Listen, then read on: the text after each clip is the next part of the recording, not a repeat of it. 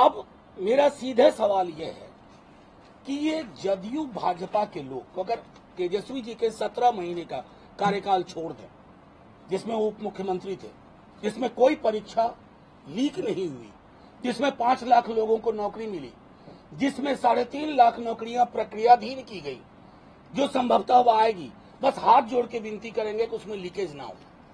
तो ये आपको दीगर बात है कि बिहार में परीक्षाएं लीक क्यों होती है और देश भर के लीकेज का ये बिहार गुजरात कनेक्शन क्या है? ये कनेक्शन तहकीकात का विषय होना चाहिए। अब मैं आपसे एक बात कहूं कि ये अमित आनंद हो, एक नीतीश कुमार हैं, एक नीतीश कुमार मुख्यमंत्री नहीं, नीतीश कुमार और एक साहब संजीव मुखिया, इनको शील्ड कहां से मिली हुई है? अगर भाजपा जदयू की शील्ड नहीं है तो ये बेहयाई से इस काम में कैसे लगे हुए?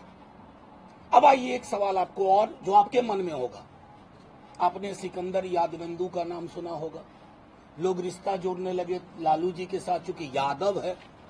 तो मैंने कहा था फिर तो नीरव मोदी और नरेंद्र मोदी जी मौसेरे चचेरे फुफेरे भाई हैं। इस व्यक्ति को पहले तो ये जानिए कि ये लाभार्थी है कि नहीं, उसने किया कि नहीं, ये तो सीबीआई की जांच होगी, तहकीकात होगी। इसको नौकरी किसने दी, किसके कार्यकाल में 2021 में इसका पदस्थापन हुआ, ये तहकीकात का विषय होना चाहिए, ना कि उसका सरनेम कि यादव है तो जोड़ दो। ये बेशर्मी पाखंड की हद है। इसलिए आपके समक्ष तमाम सबूत लेकर के हम आए कि ये सबूत हैं बिहार के जदयू भाजपा नेताओं के, ये सबूत हैं उनकी कारगुजारियों के, ये सबूत है कि कैसे सारे प्रश्न पत्र पहले से उपलब्ध थे। एक व्यक्ति डंके की चोट पर कहता है कि मैं दुनिया का कोई परीक्षा लीक करा दूंगा, और वो व्यक्ति खुलेआम उसकी पत्नी चुनाव लड़ती है और तस्वीरें हैं। एक के कार्यालय को देखता है, वो वेबसाइट पे खुद अपने कॉलेज की लिख रहे हैं। अब आइए जो सबसे एक और दीगर बात है, इसमें कोइंसिडेंस बहुत है।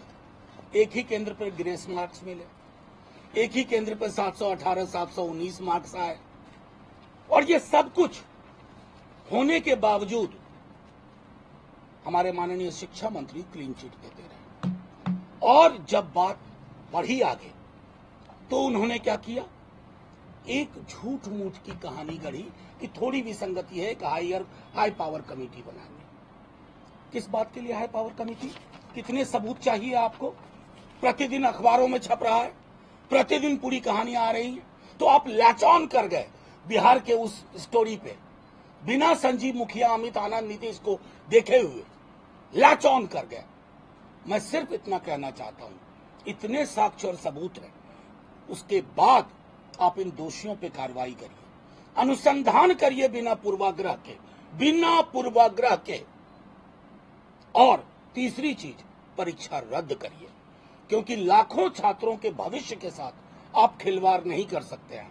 और एक आखिरी चीज मैं कहूं, एनटीए नाम की जो संस्था है, ये फ्रॉड है। हर एग्जाम में फ्रॉड है। कुछ के फ्रॉड सामने निकल करके आ रहे हैं, कुछ के फ्रॉड सामने नहीं निकल करके आ रहे हैं। इस एनटीए नाम की चीज को बंगाल की खाड़ी में फेंकिए, पुरानी व्यवस्थाएं बहाल करिए। 1 नेशन 1 एग्जाम का खामियाजा हमने भुगत लिया। आप चले हैं 1 नेशन 1 इलेक्शन कराने, एक परीक्षा बिना लीक की नहीं करवा सकते।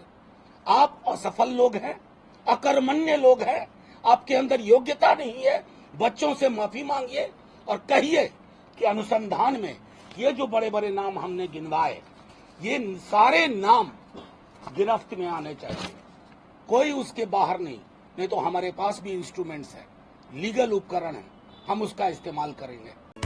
If you like this video, then like, share and subscribe to ET Now.